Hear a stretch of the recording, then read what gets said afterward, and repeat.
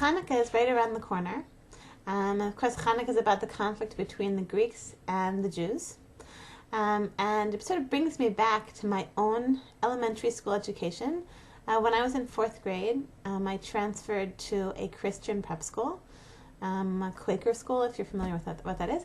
Doesn't really matter, but whatever. It was, in many ways, a great school for me. But something that I remember was that like in 4th grade, like moving in 4th grade, and the kids, like we were learning about Greek culture, the Greek and Roman culture.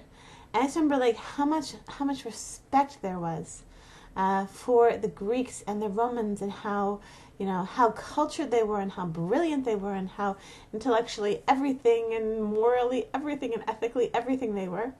It was a bit funny, like as like a little Jewish girl, like thinking back on myself, like a little Jewish girl at Friends School in Baltimore, and that was what I was being taught. Greeks are the best. Greeks are awesome. Greeks are the best culture that ever existed. Da, da, da, da. And it's looking back, it's sad. Like I didn't know anything about being Jewish. All I knew was like, wow, the Greeks are awesome. Like that's what I was learning about. And so I think now, like as a Bala Tshuva, I've talked about it many times before, but like I never really get over it. Just like how grateful I am to be raising kids who are like getting a Jewish education, who are getting an education about like, wow, like how, like what the Jews do, and about our history, and about about the contribution which we Jews have made to society. I just had a funny conversation with my daughters on Shabbat. My daughters are 16, and well, my oldest daughters are 16 and 14, and they're both just laughing about how they have no idea what the secular calendar is. They don't really know. Like if I say to them, like okay, like we're going to do something in March, or we're going to do something in July, or we're going to do something even January, they really don't know what that is, and I'm not so pleased with this. I'm not so pleased. I can't say that this was my ideal. And I have to say also, like I've been, extremely happy with their education. And I feel like in no way has their education in secular studies also, I don't feel like their secular education is any way less than the one that I received when I was growing up, going to Friends School of Baltimore. And also on top of everything that they're learning on the secular side, they're also learning so much in terms of Judaism and what you call Kodesh, Torah and Hebrew and all these things that I never had. But there's just one thing, and it's really bizarre. Like they have really not.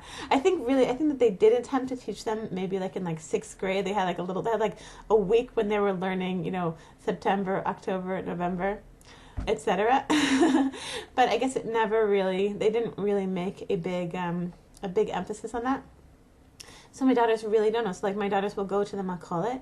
We'll go to the corner store to buy like a bag of milk, and they don't know whether it's bad or not. They don't know because they can't read the date. Okay, I'm not saying I'm happy about this, and I'm assuming that when they reach an age, as soon as they finish high school, or certainly as soon as they become, adults, then they're definitely going to have to know like the secular calendar in order to set up doctor's appointments, in order to stop buying rotten milk at the corner store, etc.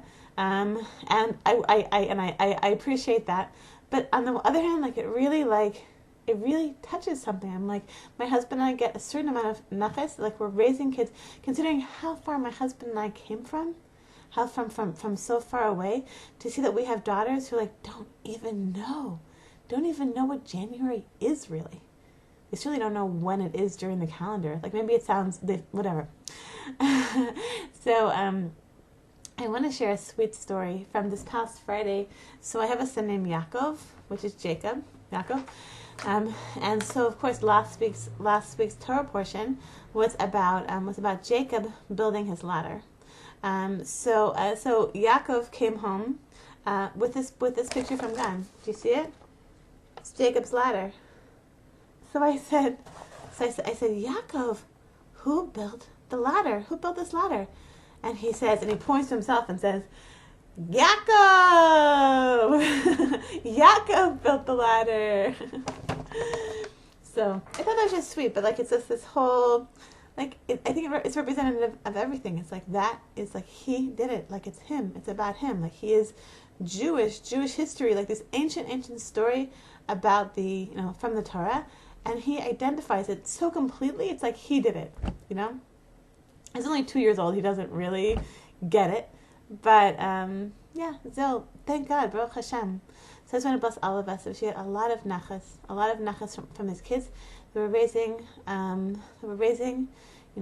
thousands of years into our history, and despite all like the influences around us, to assimilate and to be just like everyone else, we're raising our kids to be Jews and proud Jews and happy Jews and devout Jews. So I want to wish all of you Jewish moms with an amazing, amazing week.